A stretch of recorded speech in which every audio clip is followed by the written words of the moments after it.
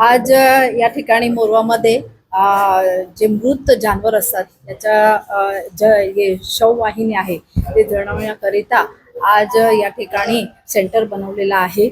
मी इकडच्या जे स्थानिक नगर आहे त्यांनी सर्व पाठपुरवठा केला होता आणि आपण ज्यावेळी जानवर मरतात त्यावेळी त्यांचा मृत कुठे ठेवायचा आणि काय करायचं त्याचा नेहमीच प्रश्नमार्क असतात.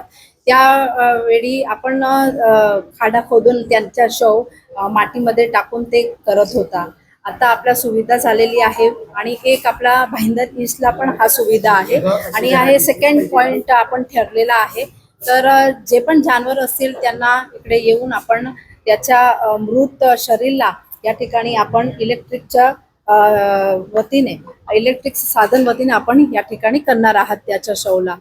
आणि आज या ठिकाणी मला असं वाटतं इकडे स्टाफ ते पण केला पाहिजे आणि इकडे एक मी ठरवलेलं आहे की नंबर इकडे ठेवला पाहिजे की कोणी कॉल केला बाहेर कोणा सर्वांना दिसायला पाहिजे असं नंबर एक इकडे करा. तर नंबर तुम्ही इकडे ठेवला तर ते नंबरवर ते लोक फोन करतील कोणाचा कुठे जानवरचा असं झाले असेल तर फोन करून ते लोक गाडी पाठवून इकडे येतील आणि शव इकडे त्याचा अनंतविधी जे असते ते करतील. तर या ठिकाणी सुंदर असा ठेवलेला आहे आणि पाठपुरावा किती वर्षापासून चालला होता परंतु आता यश मिळलेलं आहे या सेंटरला. तर खूप खूप अभिनंदन करते इकडूनच्या सर्व नगरसेवक आणि सर्व लोकप्रतिनिधीला. आज आपण पेनकर पाड्यामध्ये देखील एक विद्यार्थ्यांसाठी अभ्यासिका केंद्राचं उद्घाटन केलंय. मीरा भाईंदरच्या विद्यार्थ्यांना काय संदेश द्या?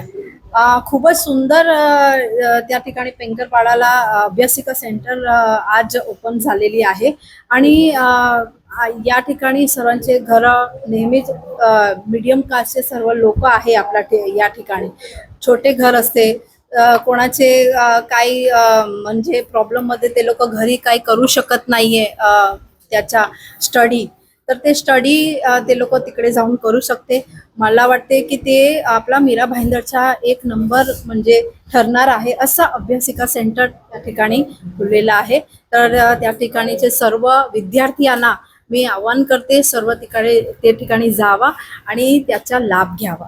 अभ्यासिका जे केंद्र तुम्ही उद्घाटन केलं ते किती ते किती वाजेपर्यंत उघडं राहणार आहे जेणेकरून विद्यार्थ्यांना त्याचा लाभ घेता येईल? ते सकाळी 7 ते संध्याकाळी 7 वाजेपर्यंत ते चालू राहणार आहे. त्याच्यामध्ये 2 शिफ्ट करणार आहे. आता आज ओपनिंग केलेली आहे, एक आठवड्यानंतर त्याच्या सर्व ठरणार आहे वेळ आणि त्याच्या काय जे पण आहे ते सुविधा. तर ते त्या ठिकाणी एकदम व्यवस्थित होणार आहे आणि एकदम नवीन बनवलं आहे आणि लाभ खूप चांगला आहे. तुम्ही बघणार की त्या ठिकाणी सर्व त्यांची सुविधा पण केलेली आहे. त्यांच्या बॅग राखण्याची सुविधा, त्यांच्या बुक राखण्याची सुविधा, त्यांची बसायची सुविधा सर्व म्हणजे त्याच्या अनुषंगाने ते केलेलं आहे.